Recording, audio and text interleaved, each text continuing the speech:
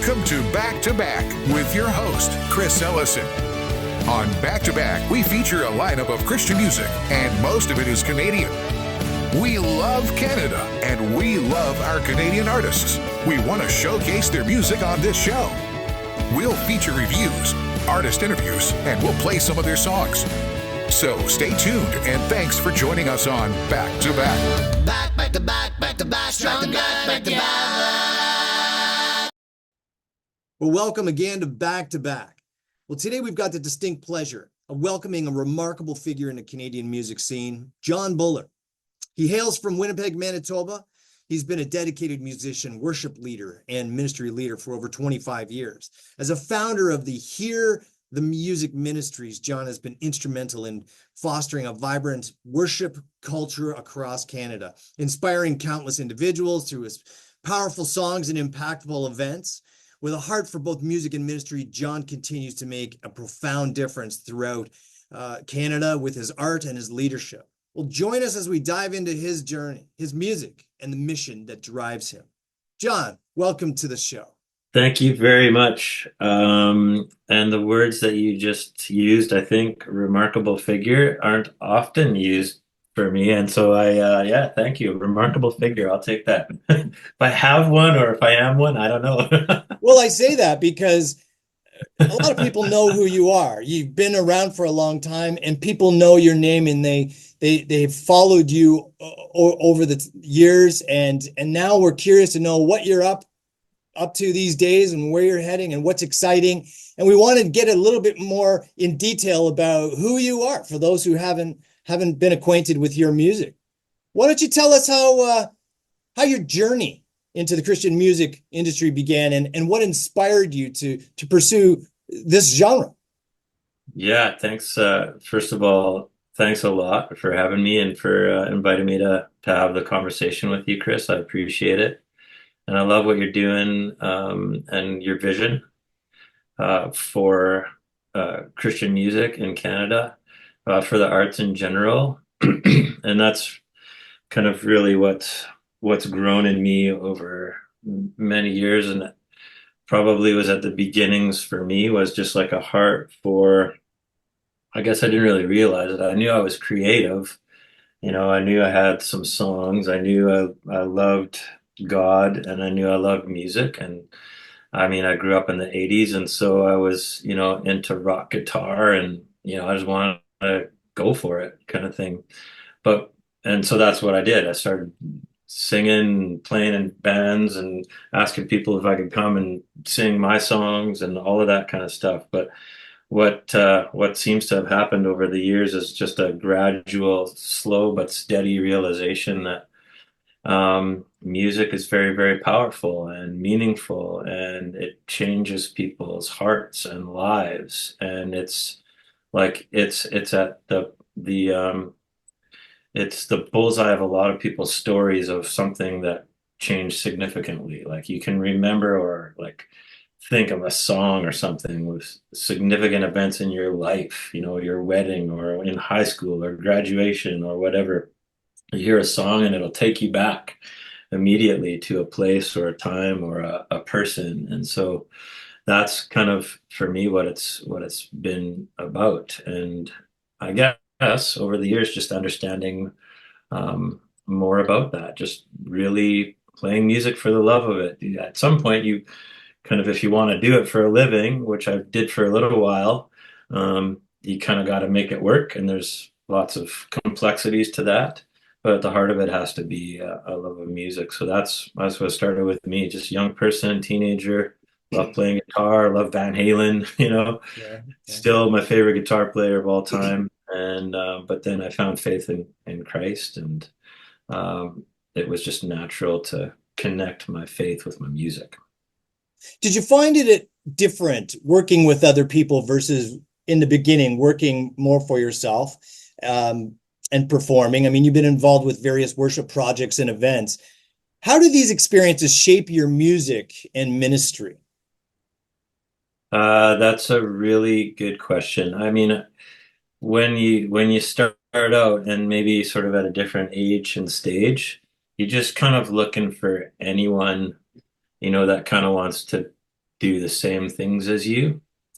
And then and so you do stuff, you join a band or you start a thing or you play a gig. And then there's at some point there's a little like realization that happens that it's like, oh, the more that like I guess the more that I am intentional about the network, the more people that I'm connected to, or the more musicians that I can hang out with, um, the more I get to do this thing I love. Then it's again, like I said already, it's a gradual realization of like, I should really be intentional about this because the more I'm working with people and the more I'm collaborating and the more I'm building relationships, the more I get to do what I love to do. So it's kind of like you're intentionally shaping something, but it's actually shaping you because you're hanging out with people that start to influence you and you're listening to things that you've never heard before. And, as far as your philosophies and your faith go, you're hanging out with people that can really help you grow into a person that actually has character and isn't just like a, a punk kid that wants to play rock and roll. Yeah. you know? Yeah. You know, along with the journey that you've gone through and at different stages, and we were talking a little earlier about, the writing music process, the recording of it, the putting a band together and getting out and performing. And there's all these little pieces to the puzzle that people don't really know. And often we have to do all of it. In light of that, what challenges have you faced as a Christian artist in the music industry? Some of the bumps in the roads, and how have you overcome them? That's also you're a fantastic interviewer. It's a really good question. It's not an easy answer, actually. I mean, I think there's probably some things that are unique to Christian music in and of itself as a genre, but maybe more of it has to do with the arts itself and having a career in the arts and um, the role of technology in that, and maybe also, not maybe, definitely also the business, the piece of, the kind of industriousness or the skill set necessary to run a business. So I think the challenges nowadays are largely the same, but the technology has changed. But, basically being an artist and having enough time to nurture your craft, if you're a songwriter, to work on songwriting and get better at it. If you're an instrumentalist, to work on your musicianship and get better at it. But then, like I said, if you want to have a career in it, you actually got to have some business sense and some organization and some administrative skills and maybe an ability to market and sell yourself. And if you don't have that, you got to find it somewhere. Like you need a team. So it's either you got to figure out a reality where you can work on all of those things yourself and kind of be a bit of a generalist, or my some of my business friends and family remind me, pray and row. Like if you're stuck out in the ocean in a boat, you pray and you row.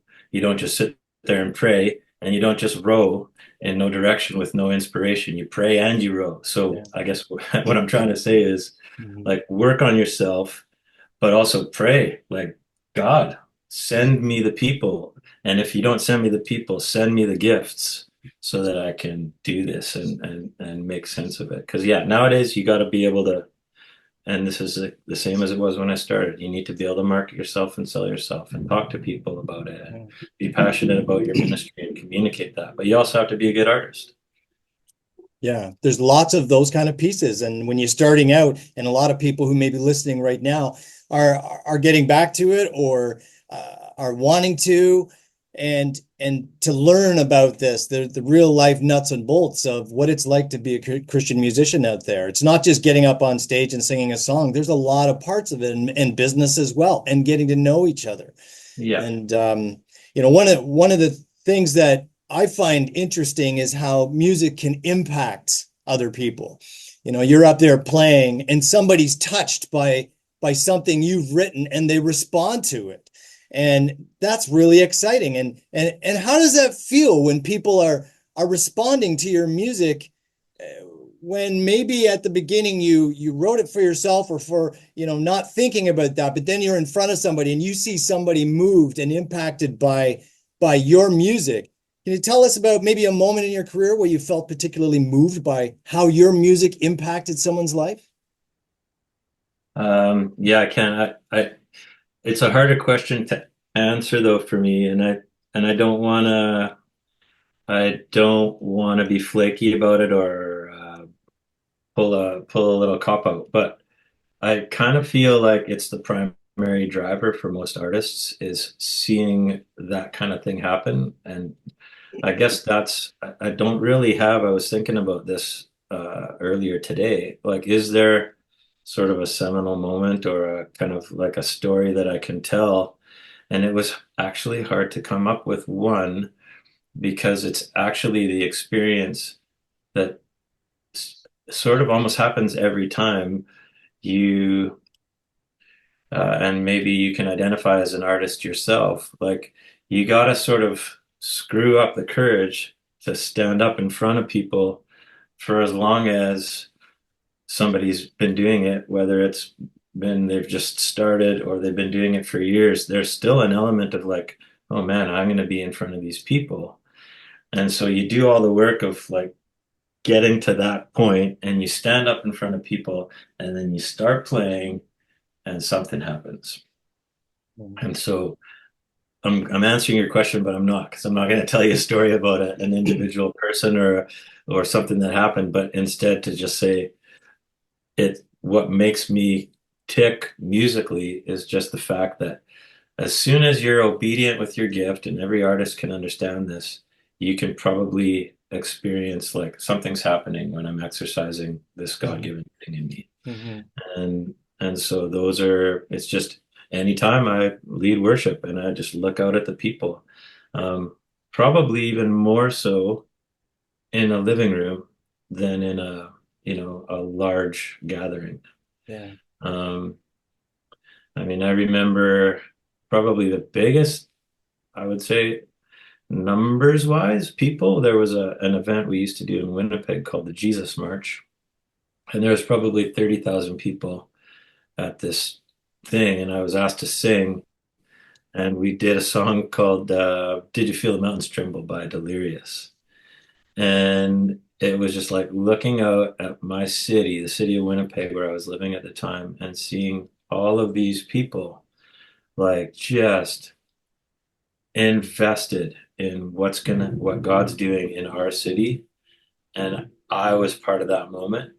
That was crazy. Like I couldn't even believe it that I had the privilege of that. But I've felt that same feeling in a living room, with two or three people worshiping together and seeing um yeah, excuse me because it makes me a little bit emotional, but just last week I was hanging out with some people in their living room, just singing a song that I wrote that I have no business writing because it's not my deal. It's just I'm an artist and I'm entrusted with poetry and music and chords and melodies, and I sing it, and it means something to this particular person that I sang for. And you just go, holy moly, like what's going on here? Why do I get to be part of this? Yeah. This is awesome. Yeah. I remember last weekend I had a festival I was playing at, and I had just gotten back over the last year or two to the music industry after being away for a while, and we did this concert, and I'm just up there doing my music and trying to not forget the words and just thinking about all the nuts and bolts of it. Yeah. And afterward, it came to my attention, and one person I actually saw who went to that prayer tent and accepted Jesus into their life. And that Nice. blew me away. The responsibility, the honor, it's humbling. Yeah. Very humbling. And Yeah. it just, I don't think we played especially, awesome the whole time. We made some mistakes. But what I love it is God can move through your music in spite of you. Yeah. And that's beautiful. Yeah. In spite of you, and let's be honest. Sometimes, yeah, because of you, because you've invested in it. I'm not trying to. I don't mean that we take over the ultimate responsibility of it, but that where it's the parable of the talents. We have been given a trust as artists, Yeah. and so with what you've been entrusted with, invest in that. This is all you've got that God's given you. And if you invest in it, imagine what the return will be. Like if you nurture the gift, if you practice, if you work at it, if you develop your character, because Psalm 78, 72, David led with skillful hands and a pure heart. So it's not just about showing up and being David. It's about showing up after you've done the work that no one sees, Yeah. and building your character and your gifts and invest in it. And so God, yes, he works in spite of us, but he works also because we've worked at it. We've worked at what he's given us to work at. Yeah. Like it's a Yes. trust. Don't bury it. Like you pulled it out and you're investing. Yeah. And it's amazing that God will help lead us in the direction of getting better, of understanding the terrain, of being the best that we can be. But it's also nice to know that we're not responsible for the outcome. We're responsible for showing up and being faithful. Yeah. I, you know, I, it was humbling for me, and it really changed how I look at music and the responsibility that I have, and to become the best that I can be, because it's not a regular concert where you're just out and just playing music and they're just, rocking out to it and having fun with it. We have to be responsible in various areas to show up and with excellence and do the best we can. But where we Yeah. fall short, God will show up and take it the rest of the way. And so Yeah. it's an interesting dynamic that's really affected me this week. It's been on my mind and on my heart, and I just feel like, wow, what an opportunity. And I look forward to doing that again, because there's so many people out there who were in a dark place or are in a dark place, like we have been at times in our life, and that God still loves us and forgives us and is still there, still shows up. He shows up, so it's a growing thing for everybody. Sometimes people that we play with and even write with, um, the sense of community. Brian Dorkson were talking about this, and he really emphasized that there needs to be a real influx of a focus on gathering community and joining together under God and under in what He's doing, and with our talents and our art. And community is an important thing when it comes to our ministries.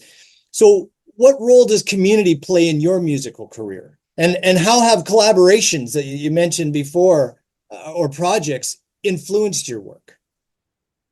Yeah. Well, thanks for asking. I appreciate that. And I think if there's a thread or a theme to this conversation, it's just the importance of relationships, and just connecting with people. I mean, now more than ever, from a like sort of pragmatic perspective of like, what do I need to do to be a successful musician, whether it's faith-based or not? I really need to be connecting and collaborating and with other artists. It's It's what's going to connect me and expose me to, you know, the people that are listening to Chris's music. Maybe they'll like John's music. And so maybe Chris and John should do something. And that's a great idea. But what about like, for example, I've done a few collaborations with Fresh IE, and that Yeah. Yeah, is I really heard recently on your new one of your new songs, you stepped outside of your comfort zone a little bit and did some rap.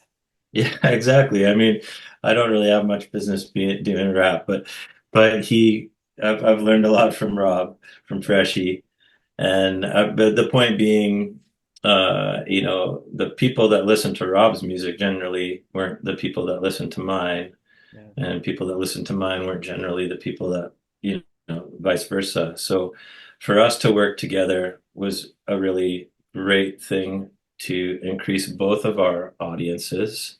And from a faith perspective, that's always a good thing, is to get more people like hearing the music that you want them to hear so that God can, do something with it. Let's face it, it's really true from a marketing perspective as well, that the more ears we can get on this music, the better, so that it can continue to proliferate and get out there. But Absolutely. it's also, I think, good to remember, Chris, from like that. There's like it's inspiring. I'm always inspired by listening to other people and working with other people, and so as much as possible over the years, and I've been lucky enough to do this. I've tried to get other people doing guest spots on my songs, and so the Tim Newfolds of the world, or you mentioned Carolyn Aaron's a few minutes ago. Haven't had a chance to work with musically. I've collaborated with Brian, but not on a recording. And so it would be what a treat one day to be able to do Sure that would. kind of thing. But for inspiration's sake, and for encouraging sake, and for affirming sake, like let's work together and let's do things together, because it's what happens together that really starts to multiply stuff and You know, enriches the experience. the music industry has changed over the years, and with the ever-changing landscape of the industry, how have you adapted to reach new audiences while maintaining your core message? Um, yeah, no, that's another good one, but I don't know if you'll like my answer. I I don't I haven't changed a whole lot. Like I don't really feel like that's what it's about. Like um I just I just feel like I need to be authentically me and not think about um the mechanics of it. I think that's sort of at the heart of it. It might be that you're getting at like how are you adapting to technology and stuff like that. And Yeah. so I've got, again, it doesn't make me super popular when I'm talking to younger people, but like the approach to exposing your music to people primarily now is about living your life constantly publicly. Mhm. And I sort of, maybe because of my age and stage, I'm not a huge fan. And I'm not totally convinced that it has to be that way, or that people want to know what I had for breakfast or whatever. But you get my drift, right? I'm being facetious, but it's Sure. like, am I exposing myself and my family so that people can get to know me because I'm a brand? Or am I like authentically Jon Buller, and I'm able to sort of share myself with you, because those are two different things. Yeah. And I don't want to sort of like expose myself completely just because that's the way to do it now. Yeah. Right? Yeah. Like we need to not think that way about it. You can still share yourself, um but somehow maintain your authenticity and your Yeah. integrity, and like not always be like in your device, and like So that's what I'm sort of wrestling with. And we haven't talked about it much yet in this conversation, but probably one of the reasons why I'm more in a landing zone in terms of vocational ministry in a full-time sense, because Yeah. I don't want to live my life that way. Yeah. I would rather make the music and just kind of return back to the beginnings of it, where it's just like, man, I just love this so much, I can't not do it. But if you don't want to listen, like I can't control that, and that's okay. I'm not gonna be on um, worrying about the technology and the public exposure so much. It's a good perspective because it creates some balance. Because when you're a new artist out there and you're trying to make it work, and some of the things that in the past didn't work, as things have changed, selling your CDs in stores, radio airplay, streaming. Um, there's so many pieces to that puzzle that I think what you said is very important. That yes, these things are important to consider, but you can't lose sight of who you are and the art. There's got to be a balance of everything. And I think it's trying to find that balance, and that may be a challenge for some people. Yeah, maybe, yeah. And at the end of the day, you have to live with yourself, and well, that's a kind of a melodramatic thing to say, but what I mean is like it's an identity. It's an identity issue. Like be be nurturing your identity and living out of that instead of building something that then you become trapped by. Yeah. That's the trap that I fell into, was like I didn't actually know at the end of the day who I was anymore. And it was too easy to become two different people. Like I was, projecting the Jon Buller artist. And then then you can't, either you can't separate or you become two different things. So, but that's probably a conversation for therapy, which we can Ah, do later. we'll set an appointment later. I But don't you want to pay. I don't want to pay for this this conversation. absolutely not. Absolutely not. But I think it's a good thing to bring up. I mean, we have to be true to ourselves. We have to live life. This is a real life. We have Yeah. difficulties, we have good days, we have bad days. Um, and sometimes we're up and sometimes we're not. And all of that is a part of who we are. And there's different seasons, I would describe, in say your career, and really in anything that we do, and how we think and where we put our priorities and how we reshape them, depending on what we feel the need is, and being true to ourselves. So it's a hard thing to do. Do you get a chance?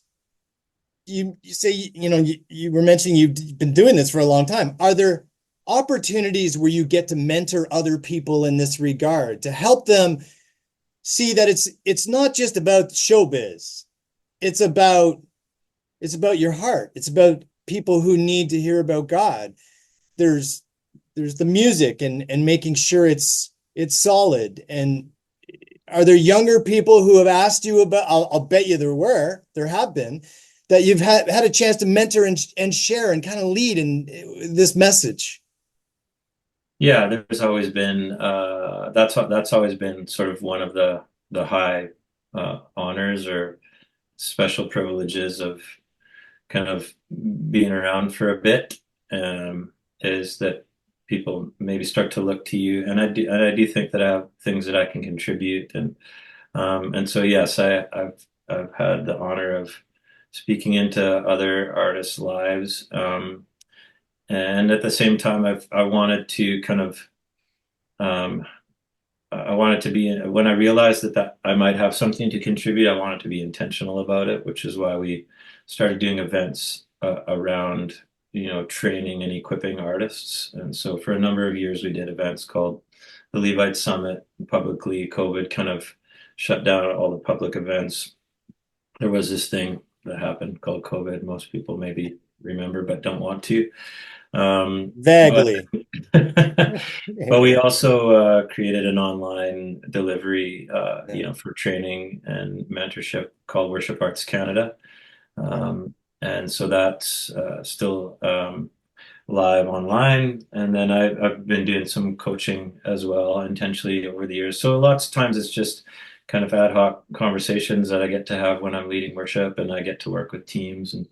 And other times I can go in and be invited to speak to teams, and then often one-on-ones, and yeah, just try and take the opportunities wherever I can to do that, because I was lucky enough to receive that from individuals along the way too that had a very big impact on me. So Yes.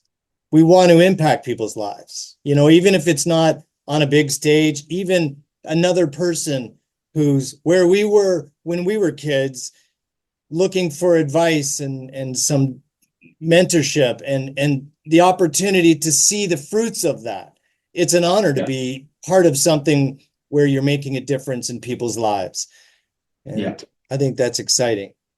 Yeah. Well, No, let's talk about the future. Let's talk about what's coming up. What upcoming projects or events are you most excited about?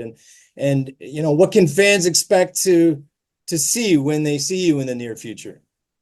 Yeah, so what I've fallen in love with really right now, again, is kind of coming back to, I guess, in some senses, the beginnings. When I started, I was pretty driven.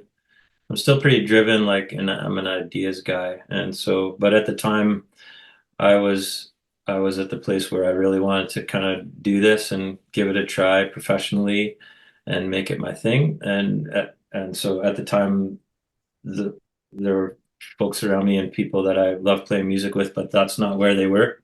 And they were investing in other things. And so I started doing it on my own. I went from being the guitar player to the singer-songwriter, and I tried to write the songs and record them and release music. And I did a lot of solo touring.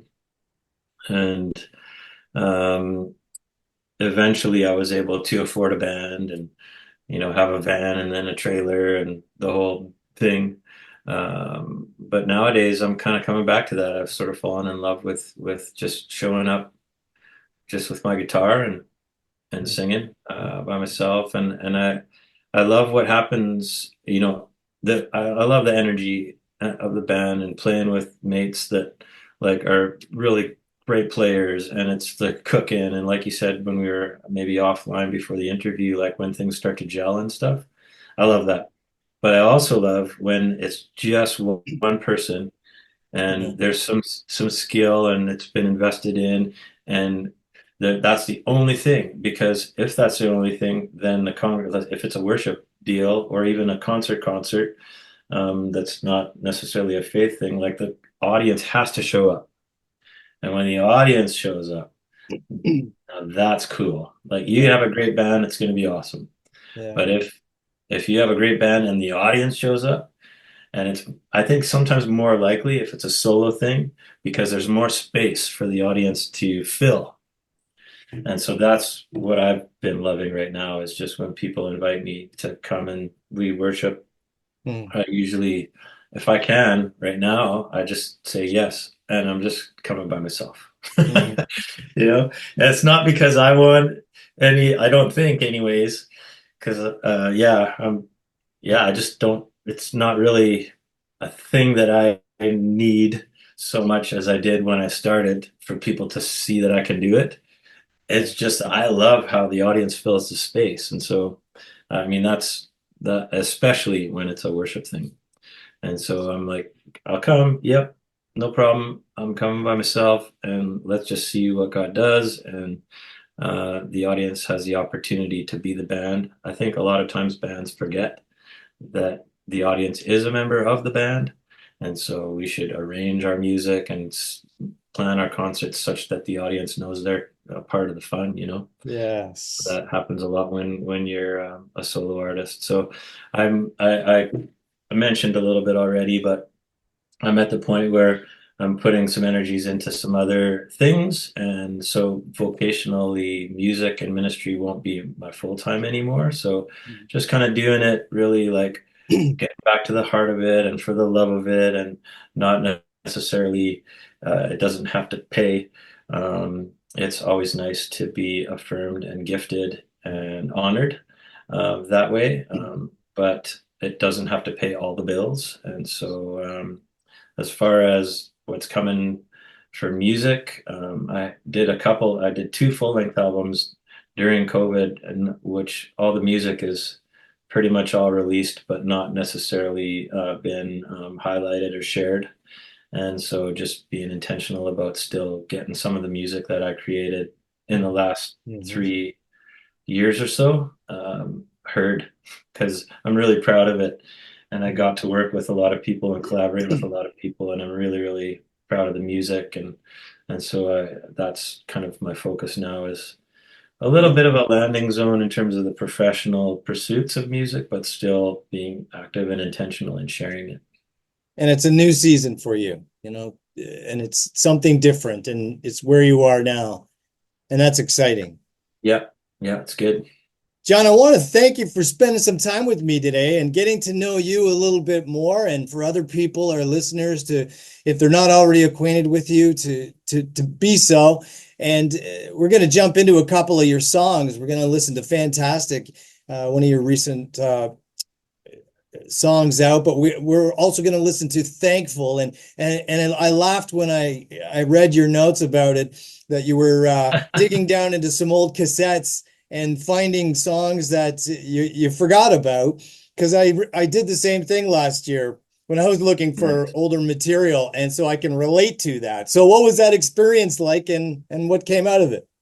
Oh, it was great. I mean, it was so much fun and was hilarious, because there's a few nuggets like that are like, hey, but that's pretty good. Like, that's pretty cool. I kind of like that. But most of it is just not.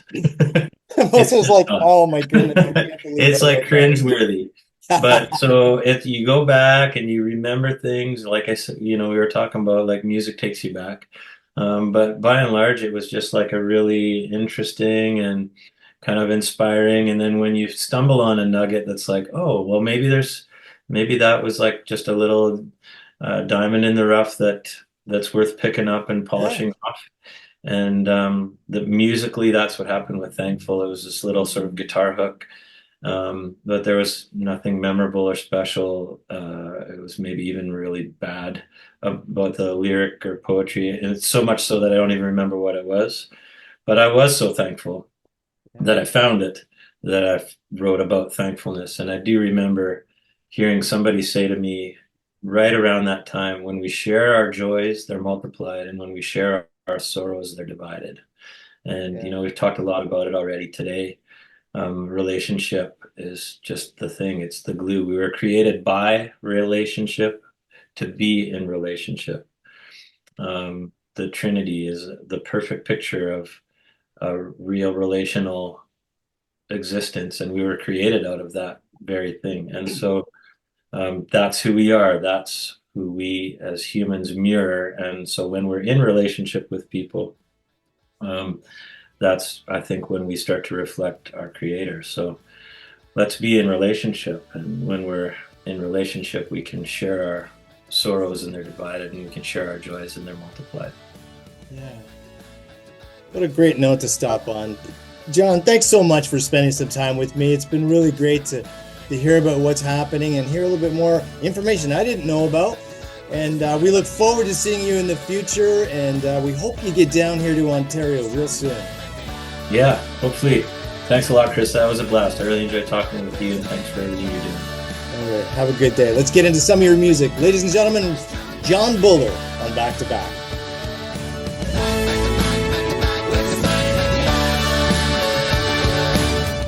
You've been listening to Back to Back, and we thank you for tuning in. Don't forget to check us out at www.Back2BackRadio.ca. If you know a Canadian Christian artist that you want to hear on this program, let us know. Well, check us out next week right here on Back to Back. Back to back, back to back, strong back together.